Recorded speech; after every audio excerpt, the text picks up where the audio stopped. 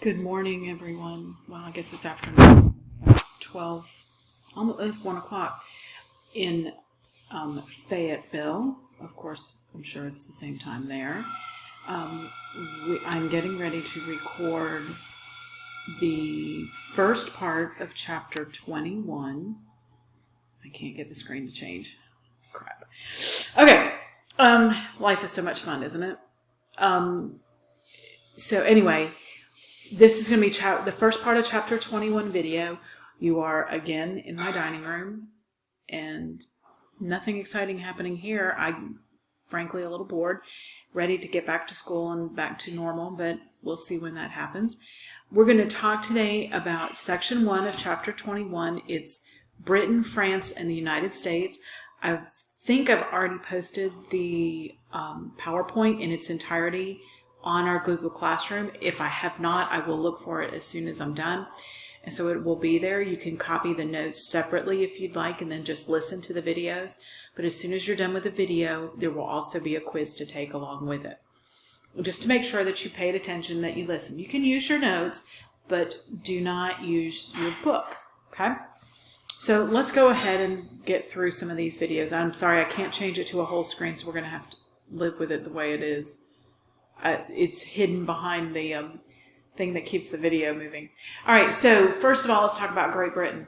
Great Britain is seeing a decline in their empire. Their idea of empire meaning they are not controlling countries all over the world anymore.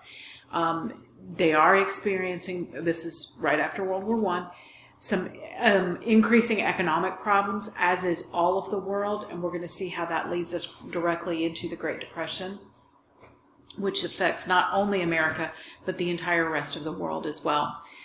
Some of those problems were things like unemployment,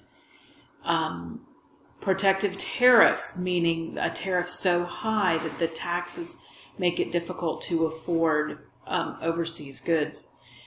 And we see Britain starting the beginning of what they even today have as the welfare state.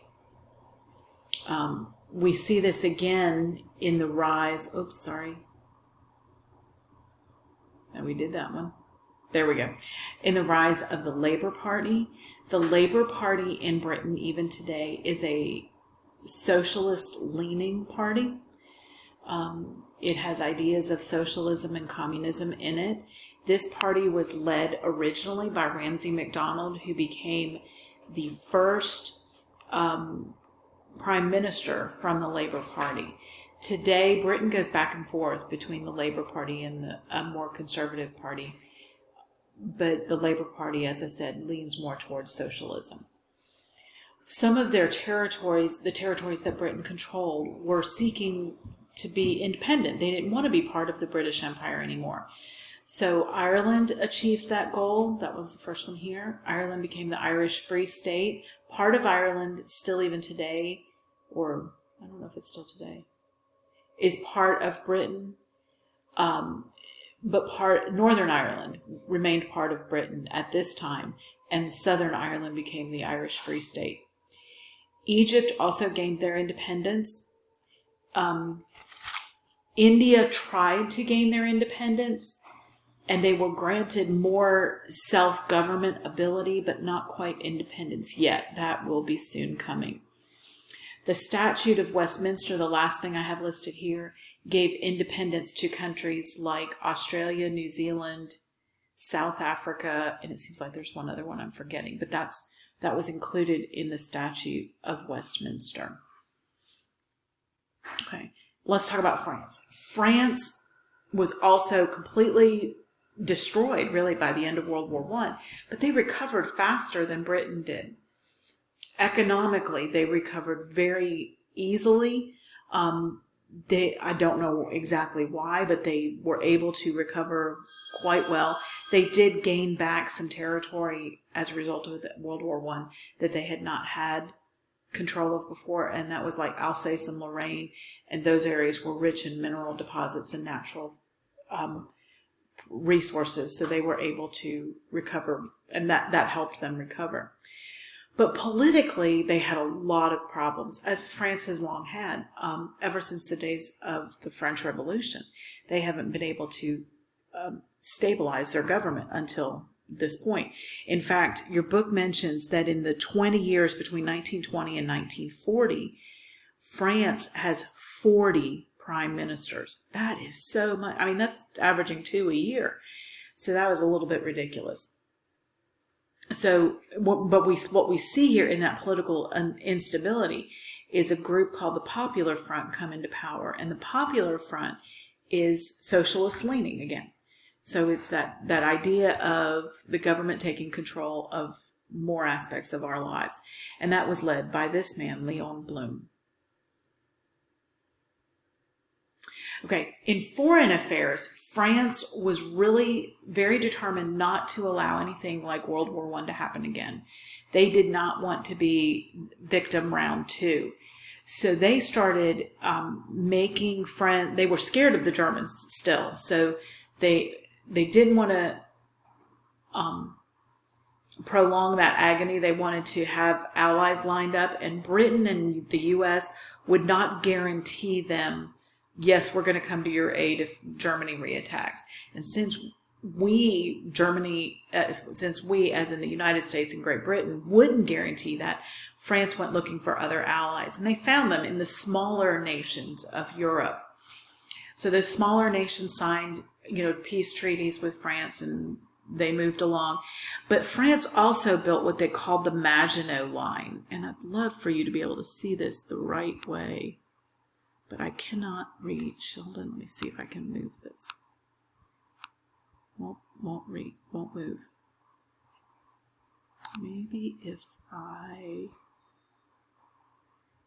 do this. Presenter view. Maybe that will help. There we go. Well, I don't know. That doesn't work either. No, because you're not seeing it right. Okay, exit that.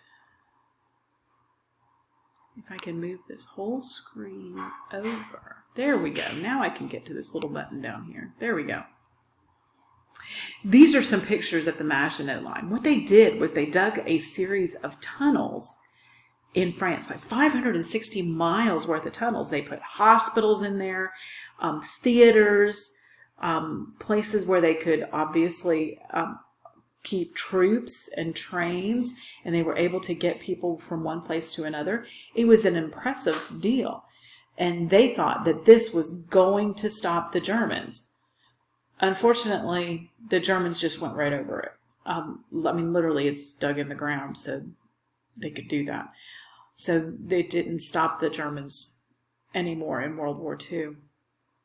Okay, so that's Germany. We've talked about Great Britain and France. Let's talk about the United States. And since this is not U.S. history, we're going to kind of run through this briefly. The United States really wanted to return to being only concerned with ourselves.